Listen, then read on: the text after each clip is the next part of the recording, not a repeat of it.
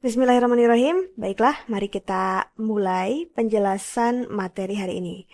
Kita sudah membaca dua cerita imajinasi atau dongeng yang bercerita tentang tokoh utama bernama Wulan yang bertemu dengan sosok misterius, ya, legenda misterius Putri Bulan. Kemudian ada kisah tentang Wis, si kurcaci yang ya suka menolong orang gitu ya. Nah, teman-teman, dalam sebuah cerita tentu saja itu harus ada unsur-unsurnya ya. Biar cerita itu terarah dan terwujud dengan akhir yang ditentukan oleh penulisnya tersebut gitu. Unsur-unsurnya itu banyak sekali, namun secara umum dalam sebuah cerita itu ada 6 unsur yang harus ada. Yang pertama itu adalah tema. Teman-teman bisa baca di sini pengertiannya. Tema adalah ide dasar cerita. Tema ditentukan terlebih dahulu oleh pengarang sebelum cerita ditulis. Tentu saja ya, tidak mungkin sekonyong-konyong. Yo aku teh nulis cerita tapi mau temaan. Mungkin aja jadi GGS. Kaditu tepuguh gitunya itu naon ceritana. Baiklah, di tema ini teman-teman banyak banget ya temanya, sangat tidak terbatas dan banyak banget ketika ada fantasi gitu ya, tema fantasi itu banyak sekali sub temanya. Teman-teman bisa pelajari lebih lanjut itu melalui Google ya, atau website-website yang bisa dipercaya, atau buku ya, yang ada di sekitar teman-teman semua ya, dari perpustakaan desa, perpustakaan dekat tempat kerja, atau perpustakaan kampus, atau dan sebagainya ya. Kemudian yang selanjutnya itu ada tokoh dan penokohan. Tokoh adalah peran yang ada dalam cerita, sedangkan penokohan adalah perwatakan dari tokoh. Contohnya nih, tokohnya itu namanya Putri Elsa. Dan kita membuat si tokohnya itu sangat dingin, misalkan tidak ramah terhadap orang gitu ya, karena dia tuh putri salju yang bisa membuat es. Putri es mungkin ya, bukan putri salju. Seperti itu ya. Baiklah teman-teman, untuk selanjutnya itu ada latar. Latar terdiri dari latar tempat, latar waktu, dan latar suasana. Kalau kita merujuk kepada ceritanya Frozen, di situ latar tempatnya itu adalah kerajaan Arendelle gitu ya, atau lingkungan di sekitarnya.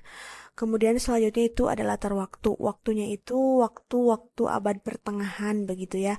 Karena kita bisa lihat dari pakaian-pakaian putri di sana atau para bangsawan di sana itu bajunya seperti ya waktu itu gitu. Kemudian selanjutnya ada latar suasana. Latar suasana ini merujuk kepada perjuangan para sister ini untuk bersatu kembali gitu ya. Suasananya itu kekeluargaan, hangat gitu ya, perjuangan dan sebagainya. Kalau teman-teman pengen contoh lainnya itu kayak suasana romantis, suasana tegang gitu, menakutkan dan sebagainya. Begitu ya. Kemudian ada alur. Alur di sini merupakan rangkaian peristiwa dalam cerita yang menyatakan hubungan sebab akibat.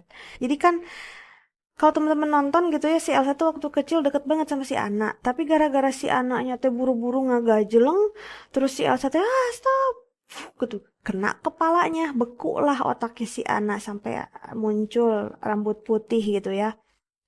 Terus si Elsa teh akhirnya diobatin lah sama troll si batu-batu itu. Nah, jadi itu tuh sebab akibat juga gara-gara mereka itu main malam-malam gitu ya tanpa pengetahuan orang tua, tiba-tiba terjadi kecelakaan, akhirnya hubungan mereka itu jadi renggang gitu. Itu maksudnya dari peristiwa rangkaian sebab akibat. Oke, sekarang kita masuk ke nomor 5 yaitu sudut pandang. Teman-teman, sudut pandang yang aku ketahui itu ada 3. Sudut pandang orang pertama. Sifatnya itu penulis jadi tokoh utama, kata gantinya aku, saya, atau gue. Contoh cerita, gue hari ini mau ke Bandung, mau jalan-jalan belanja baju, misalkan gitu ya, di dalam ceritanya tuh. Kemudian ada sudut pandang orang kedua yang sifatnya itu pembaca jadi tokoh utama. Kita menempatkan pembaca jadi tokoh utama, contoh cerita, kamu hari ini akan pergi ke Bandung, berbelanja baju dan bersenang-senang di sana bersama teman-teman kamu. Keren kan? Kemudian ada sudut pandang orang ketiga, sifatnya itu penulis jadi orang yang maha tahu. Jadi kita sudah tahu ceritanya kayak gimana dan kata gantinya itu iya, dia, mereka. Misalkan mereka akan pergi ke Bandung dan berbelanja. Gitu. Nantilah kita akan belajar membuat sebuah cerita bersama-sama ya. Kemudian yang keenam itu ada amanat. Amanat tentu saja merupakan sebuah pesan yang ingin disampaikan oleh seorang pengarang atau kita sebagai penulis dari cerita tersebut. Itu apa sih yang pengen disampaikan? Apakah tentang misalkan di film Frozen itu tentang komunikasi yang harus diucapkan dengan benar gitu ya, jangan berbohong, jujur saja bahwa kecelakaan tersebut memang disebabkan oleh Elsa sehingga anak itu lupa ingatan and so on and so on. Jadi komunikasi kan ya, harus komunikasi. Karena si Anna sama si Elsa ini sampai gede mereka itu sulit banget buat komunikasi. Jadi si Anna salah paham, si Elsa juga jadi takut untuk menjelaskan. Nah, teman-teman, 6 unsur ini hanya unsur utama.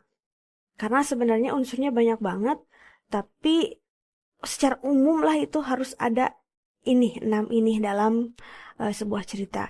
Jadi kalau teman-teman mau membuat cerita, harus ada inilah minimal. Begitu. Oke.